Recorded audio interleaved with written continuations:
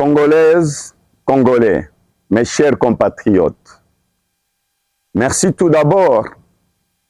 Merci aux milliers de compatriotes qui sont venus à ma rencontre et qui m'ont accompagné depuis le 20 novembre dernier.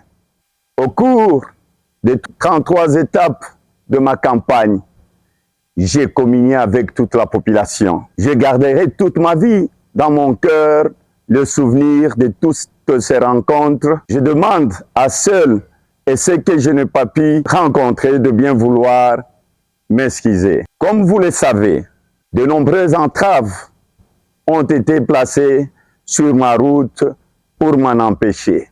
Au long de ma route, 2 millions de compatriotes m'ont rejoint. D'autres ont perdu la vie ou ont été molestés, frappés, torturés pour m'avoir apporté leur soutien. Je pense à Maître Dido Kakisingi, sauvagement lapidé à Kindu, Anzé Serge, jeune homme de notre parti, sauvagement assassiné par les forces du progrès lors d'une caravane organisée à Kinshasa vers le marché Bayaka. Pensée spéciale pour mon ami Chéribin Okende, dont les assassins courent toujours le riz. La liberté n'a pas de prix. Salomon Idi Kalonda et l'honorable Mike Mukebai croupissent toujours en prison. Le seul crime qui peut être imputé à ces prisonniers politiques est de réclamer le changement.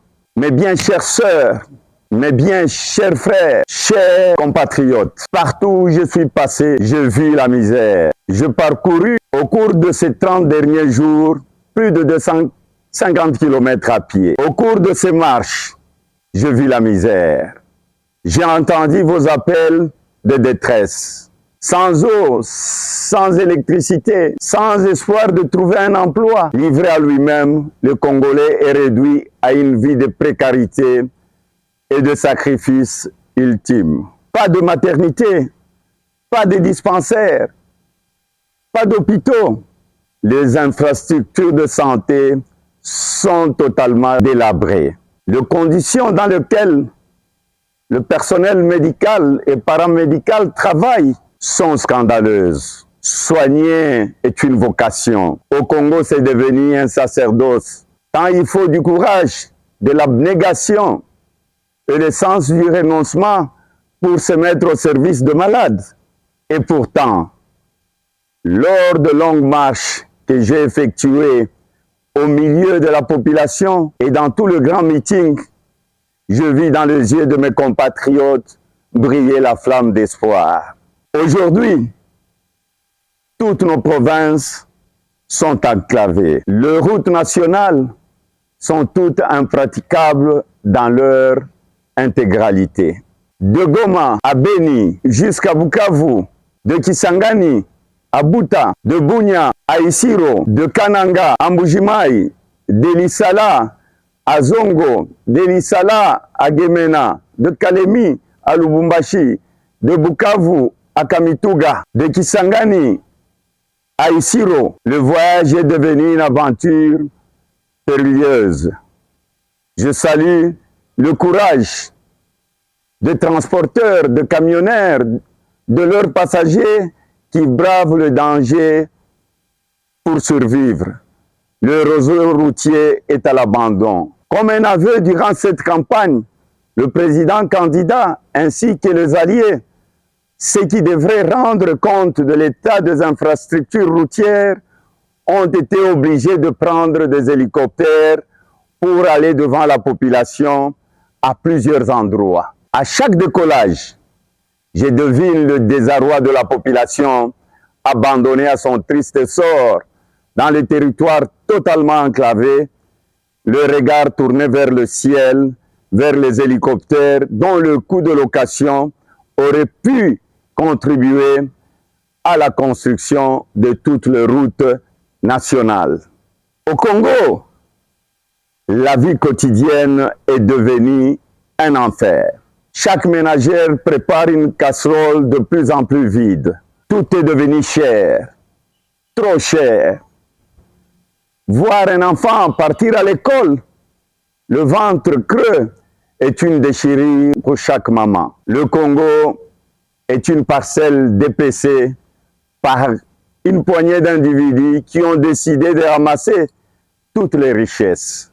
La notion de vivre ensemble, rêvée par le père de l'indépendance et nos guides spirituels, a laissé place à l'égoïsme et au tribalisme. C'est la seule raison qui permette de comprendre qu'il faille à un enseignant ou à un policier 200 mois de travail, plus de 18 ans pour rattraper les salaires d'un député national. Par exemple, pour la ville de Kinshasa, la seule ville pour les 58 députés nationaux qui auront perçu 87 millions de dollars sur 5 ans, alors que 58 enseignants dans la même ville de Kinshasa, pendant les 5 ans, ont touché 350 000 dollars sur la même période. Aujourd'hui, le patriotisme et le nationalisme sont devenus des instruments au service de l'injustice sociale. Le mensonge a pris le dessus sur la vérité et la redevabilité. Un Congolais qui dit ne pas être étranger peut-il abandonner ses frères, mourir de faim, se faire tuer par des milices, festoyer et voir le dollar grimper sans réagir? Aujourd'hui, la dépréciation de la monnaie continue et tue aussi sûrement qu'une arme de guerre. Toutes les guerres ont été perdues. La guerre de l'Est a contraint 2 millions de nos compatriotes à mourir sans aucun soin, sans aucune aide, sans eau dans le camp de réfugiés. Les veuves et les orphelins abandonnés à leur triste sort. La guerre économique voit plus de 27 millions de Congolais le ventre vide. Le déroute militaire et les défaites économiques ont touché notre dignité et notre fierté. Mes chers compatriotes, durant la campagne électorale, pendant un mois, je ne me suis pas ménagé, je ne me suis jamais reposé. J'ai tout donné, je fais le maximum. Avec l'aide de Dieu, le Tout-Puissant, avec le soutien de mes alliés, Augustin Matata Pogno, Deli Sesanga, Franck Diongo, Seth Kikouni, Jean-Claude Vouemba et tant d'autres.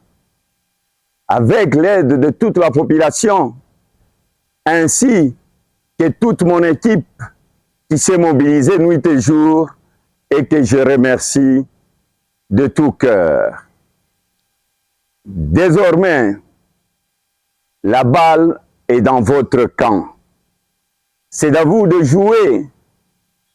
Ce mercredi 20 décembre, je vous invite à aller voter, à voter massivement. Voter pour le numéro 3 comme président et pour nos candidats députés nationaux et provinciaux, à donner un carton rouge à ceux qui ont échoué. Ils doivent quitter le terrain, rentrer au vestiaire. Mais après la première mi-temps, il y a la seconde mi-temps. Une fois que vous avez voté, restez. Restez devant le bureau de vote jusqu'à la fin du dépouillement de bulletins et la publication de résultats. Le résultat devront être publiés bureau de vote par bureau de vote. Cette nuit de sacrifice ouvrira la voie vers une vie d'espoir, de liberté et de dignité retrouvée. Faites-le pour vous, pour nos enfants et pour les générations futures. Vous devez protéger vos suffrages. Chaque voix comptera. Ma victoire, ce sera votre victoire. Car vous et moi sommes dans le même camp, dans la même équipe, je me donnerai corps et âme à la seule mission pour laquelle vous m'aurez choisi. Elle est de remettre le Congo en marche et changer la vie. Un nouveau Congo est possible. Il faut en terminer avec les défaites militaires, l'insécurité et la misère sociale. Avec votre accompagnement,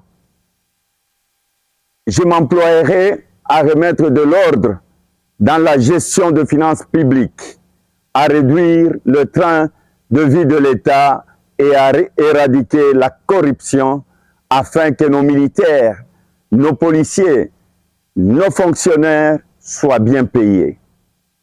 Avec votre concours, je mettrai un terme à l'injustice afin de raffermir le lien social entre toutes les Congolaises et les Congolais qui partagent ensemble une communauté de destin. Au quotidien, je m'assurerai que le taux de change du dollar baisse ainsi que le prix des denrées alimentaires et que l'eau et l'électricité ne soient plus un privilège mais une réalité. Enfin, je veux que chaque Congolais puisse trouver un travail décent en assurant une meilleure formation de jeunes et une retraite digne aux personnes âgées. Ces rêves d'un nouveau Congo, je les partagé avec vous tout au long de ma campagne. Avec mes compagnons de route qui m'ont rejoint et avec vous, tous ensemble, nous allons le réaliser. Je suis un enfant de Dieu. Comme je l'avais dit au début de la campagne, nous ne sommes pas des ennemis, comme M. Félix l'a dit en Bujimaï, mais plutôt nous sommes des adversaires politiques. Que vive la République démocratique du Congo, une et prospère. Merci.